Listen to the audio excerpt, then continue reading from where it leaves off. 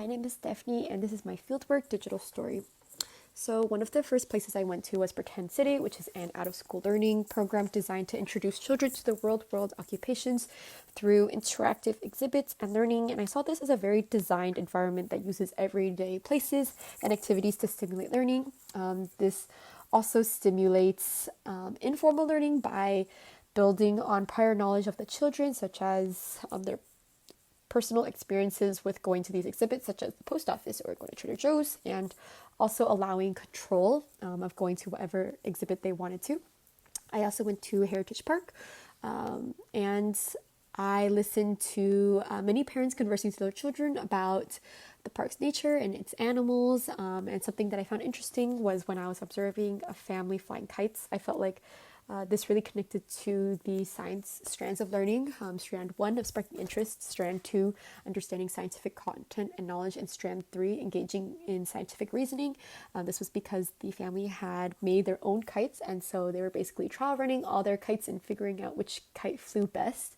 And so in that process, they were trying to figure out, if which kite flew better based on its structure and what direction they should run in based on the wind. So I thought that was really interesting. And another thing I explored was Mark Rober's YouTube channel. He is a former NASA and Apple engineer and uploads content on YouTube regarding science experiments. As a YouTuber, he uses a lot of juxtaposition, which makes his viewers question their prior knowledge in his titles, such as "Will an egg break after being dropped from space?" And so that encourages the audience to click on his videos and to learn. And one video that I watched was how to see germs spread, which is an experiment that he did in a classroom. And I saw this as also including interactivity, which is allowing the learner to act with the phenomena. And so basically he allowed the students to learn about how easily germs spread. And so another fieldwork that I went to was the OCC Planetarium, and it focused on educating the public about the universe beyond Earth. And this structure that you see here with the little gold ball is Foucault's pendulum, and I thought this was a juxtaposition of what the audience would think as the pendulum sways back and forth, and you would think, and it's meant to knock down those little metal pegs. And so you would think that it would be the pegs that are moving or the pendulum that is moving directions, but actually it is the Earth's rotation that is moving the pendulums, basically. So it is the Earth's rotation. So it is the Earth that is moving and not the structure, if that makes sense.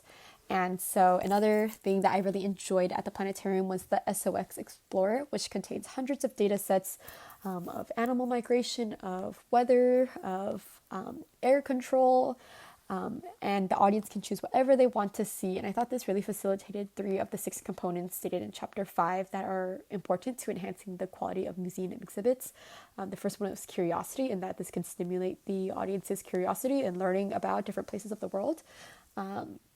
And this also had control in that the audience could choose whatever they wanted to see or whatever they wanted to not see, I guess. And the last one was play, and that the visitor can engage in sensory enjoyment of looking on the screen, looking up there on the big screen, and playing around. And the next place that I visited was Cerritos Library, which is designed to be an experience library and focused on themed spaces, artwork, and inspirational architecture. And so I listened to a lot of conversations facilitated between parents and children. As you can see, there is a dinosaur inside the museum. It's just like a fake dinosaur, but it's very realistic looking. And so I think this dinosaur had a lot of perceptual, conceptual, and connecting thought surrounding it. And from here, I learned that parents really have a big role in their children's learning and answering their questions. And yeah.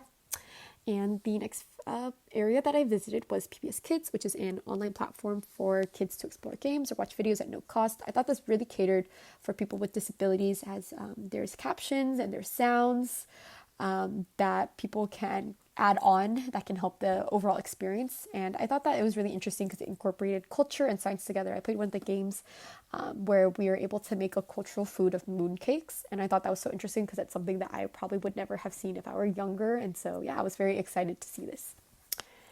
And so for my next field work, I went to Griffith Observatory at nighttime, And one experience that stood out to me were the telescopes on the lawn where visitors can engage with astronomy experts. And so this really challenged my prior knowledge of the moon because I realized I had none. And through this, I had a change of attitude, which is the difference in worldview or increase in empathy as a result of experience in informal setting, and also behavior, which is the change of behavior over time towards astronomy, as I thought that astronomy was only designed for very intelligent people who were deeply passionate about space, but I realized someone, even as I in the general public, can also add on the identity as an astronomer and be engaged in the space community. And so another field work that we did was STEAM Night, and we created a science exhibit focusing on sound and frequency. We questioned the visitors' prior knowledge of sound, and we had them interact with pitch changes by tapping on water glasses, and we assessed their learning by asking questions or examples in their daily life. And final thoughts were that this changed my perspective that science is truly all around us in our conversations online, through various exhibits, and even the nature outside, and that science is continually changing and will have to be adjusted for the appropriate audience. And my favorite fieldwork was STEAM Night. And that's all of my presentation. I just want to say thank you so much, especially to Lola, for all that you've done for our class. I really appreciate your resources and your time, and even especially your encouragement that you have given to our class. Thank you.